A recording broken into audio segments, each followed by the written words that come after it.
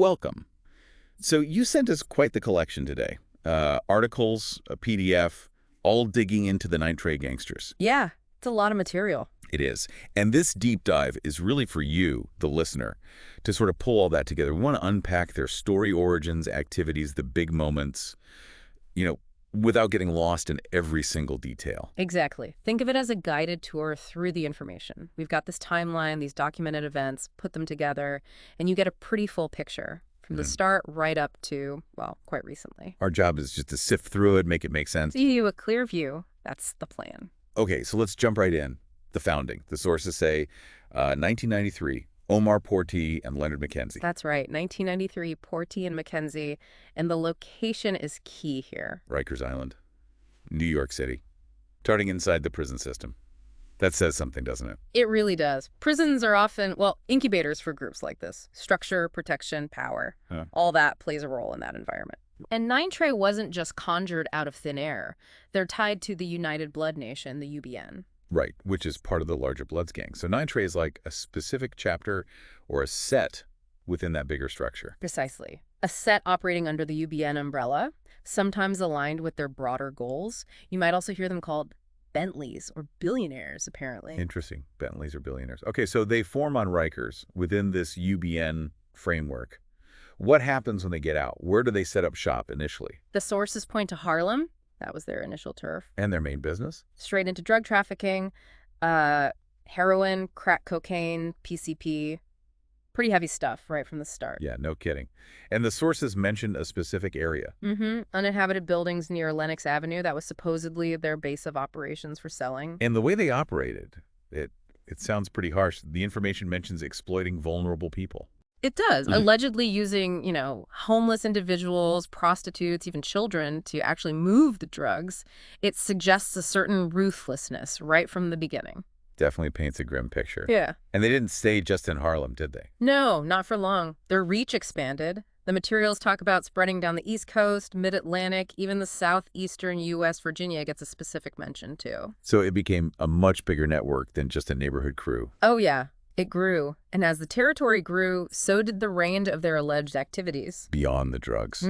Pimping, robbery, extortion. And then there's this counterfeiting angle, which is, well, interesting. Counterfeiting? Really? How did that fit in? Well, the sources suggest a link. Dealing in fake U.S. currency and allegedly using that money to buy wholesale drugs. Ah, okay. So untraceable funds, basically. A way to finance the bigger drug buys outside the normal banking system. Seems like it. Strategic move, perhaps. And then you've got the really serious stuff, too. Allegations of sex trafficking, racketeering, across multiple states. Virginia, New York, North Carolina, Baltimore, New Jersey. They all come up. And racketeering brings us to RICO charges, right? That term pops up. It does. IQO, the Racketeer Influence and Corrupt Organizations Act. It's a big one. Can you just quickly explain what that means here for listeners who might not know? Sure. Basically, RICO lets law enforcement go after the entire criminal group, the whole enterprise, not just individuals for single crimes. It targets a pattern of criminal activity linked to an organization. Think, mafia prosecutions. Got it. That makes sense, given the scale we're discussing. And all this activity, obviously, it attracted a lot of attention from law enforcement. Absolutely. FBI, DEA, ATF, specialized gang task forces, they all got involved. That level of attention shows how seriously they were being taken. And there were major busts, right, like Operation Nine Connect. Yeah, July 2006. That was a big one mentioned in the sources. Around 50 initial arrests and then at least 30 more after that. A significant hit. A major disruption, for sure. But as the information shows, it wasn't the end of the story. The arrests kept coming over the years. Like Robert Snoop Christie in 2011, pleaded guilty on a weapons charge, got a hefty sentence. Then in March 2013, more arrests. Something about a major crack cocaine investigation. But the details are sealed. Right. And these individual cases, they show this sustained pressure from law enforcement, trying to dismantle the group piece by piece, it seems. That Virginia case in 2014 sounds particularly significant. It does. 3 members convicted on a whole raft of charges: racketeering, robbery, drugs, sex trafficking, guns. And crucially, those convictions led to, 24 others named in an earlier indictment also getting convicted. Wow. So that shows the power of those RETO laws you mentioned, connecting the dots. Exactly. Targeting the network. And it just keeps going. November 2016, indictments over shootings and deaths in Norfolk, Virginia. 10 shootings, 5 deaths alleged. Very serious. Then jump to December 2023. This high-ranking guy, a five-star general, arrested at Teterboro Airport. Yeah, with a lot of cocaine, marijuana, THC cartridges, fake IDs. The sources also mention alleged ties to the Lakeys crime family there. A five-star general. That implies a real hierarchy within the gang, doesn't it? It does suggest a defined structure, levels of authority. And that Lucchese connection, if true, points towards potential links with traditional organized crime, maybe sharing resources, networks, who knows? Interesting possibilities. And even more recently, summer 2024 arrests in Georgia, Canton, Georgia. 4 members, car break-ins. But significantly, 2 were described as gang leaders and got hit with RICO charges again. So it really underscores that this is an ongoing story. The gang's activities and law enforcement's response are still happening now. Absolutely. Okay, let's shift gears a bit, because for a lot of people, the most familiar aspect of Nine Trey is probably the connection to the rapper Tekashi 6ix9ine. Oh, definitely. That brought them massive public attention. His song Gummo in 2017, the music videos, they were front and center. It seemed like a mutually beneficial arrangement, at least initially. Yeah. What did the sources say each side got out of it? Well, according to 6ix9ine himself, quoted in the materials, he got career, credibility, street credibility, videos, music protection. Big boost for him. And the gang. Financial compensation, Yeah. money. It was very transactional, it seems, this whole blend of entertainment, fame, and street gang culture. And 6ix9ine leaned into it, claiming affiliation. But then things went south, didn't they? They really did. He claimed the gang started extorting him. That's a serious allegation. And it escalated. Massively. July 2018, he was allegedly kidnapped, assaulted, robbed by 2 Nine Trey members. That seems like the breaking point. You'd think so.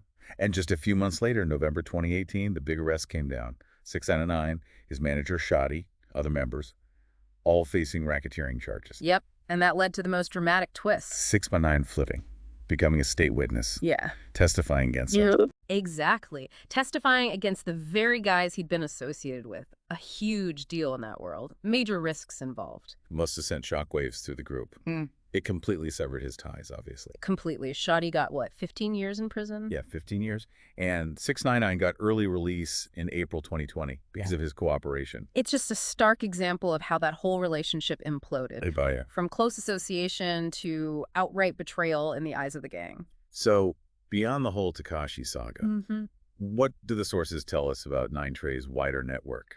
Their friends and enemies, so to speak. Well, the known allies listed are the Lucchese crime family, which connects back to that airport arrest we mentioned. Right. And, of course, their parent organization, the United Blood Nation, that foundational link. And rivals. The main one listed is the Crips, classic East Coast-West Coast dynamic, often playing out in various cities. So understanding those alliances and rivalries helps place them in the bigger picture of gang landscape in the U.S. Definitely. Alliances mean potential access to more resources, different criminal markets. Rivalries often mean conflict over territory, over control of illicit trades. Okay. So if we pull back and look at everything, we've gone from the founding on Rikers in '93, part of the UBN, through their expansion, the drug trafficking, the other crimes like counterfeiting and racketeering across different states, the constant pressure from law enforcement, those big operations and ongoing arrests. And then that whole very public, very messy saga with Tekashi 6ix9ine. Yeah, gives you a pretty solid overview, based purely on the information in these sources you provided, a concentrated look at their documented history. It really does. And, thinking about all this, the cycle of gang activity, the arrests, the influence of media, like with 6ix9ine, it makes you wonder, what keeps groups like Nine Trey going? What are the kind of underlying factors that allow them to persist and evolve? That's a really important question, isn't it? The mix of social issues, economic factors, the allure of the lifestyle for some, the structure they provide, it's incredibly complex. And how public perception and media play into that is another layer entirely. Yeah, definitely something to chew on after hearing all this history. It's worth reflecting on the broader context, for sure. Absolutely. Well, thank you for walking through all this information with me. It's definitely provided a clear, more detailed picture of the Nine Trey Gangsters. Glad we could unpack it. And to everyone listening, we hope this deep dive gave you a better understanding, pulling together the facts from the sources provided. As always, let us know what other topics you're curious about. We're always looking for the next deep dive.